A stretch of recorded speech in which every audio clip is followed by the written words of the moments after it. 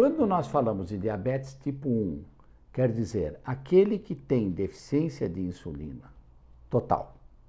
E o diabetes tipo 2 é aquele que tem resistência à insulina e depois deficiência de insulina parcial.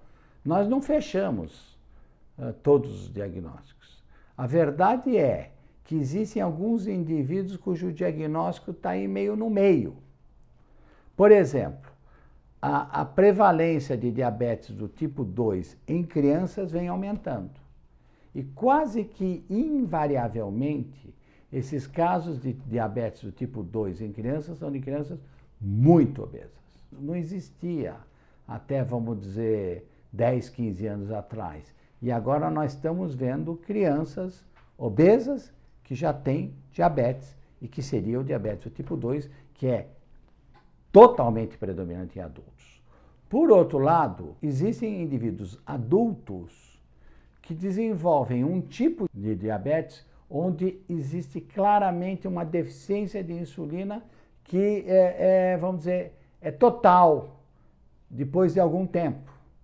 Esses indivíduos têm provavelmente um diabetes do tipo autoimune, como é do diabetes tipo 1 em crianças, mas que aparece no adulto. Tá? Isso chama LADA, um termo fácil de dizer, LADA. Não precisa nem traduzir o que é, mas de qualquer maneira é um diabetes autoimune que aparece no adulto.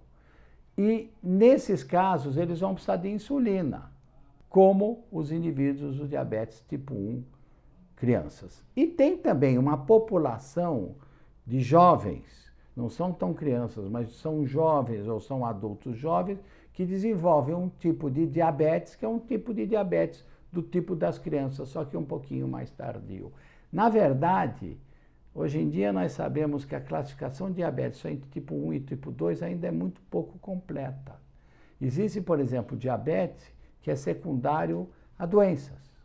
Eu vou dar um exemplo, a pancreatite crônica, que é uma inflamação crônica e destruição do pâncreas, pode levar ao diabetes, não é?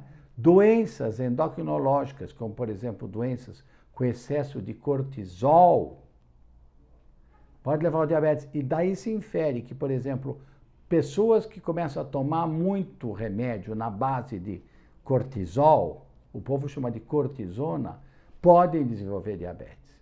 Existe um diabetes, por exemplo, que aparece em grávidas, chama-se diabetes gravídico, que ele aparece nessas grávidas e que frequentemente desaparece.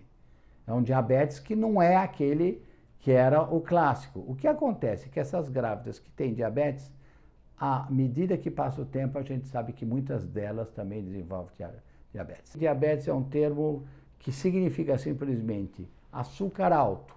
E existem diversas causas, das quais as mais comuns são a tipo 1 e a tipo 2.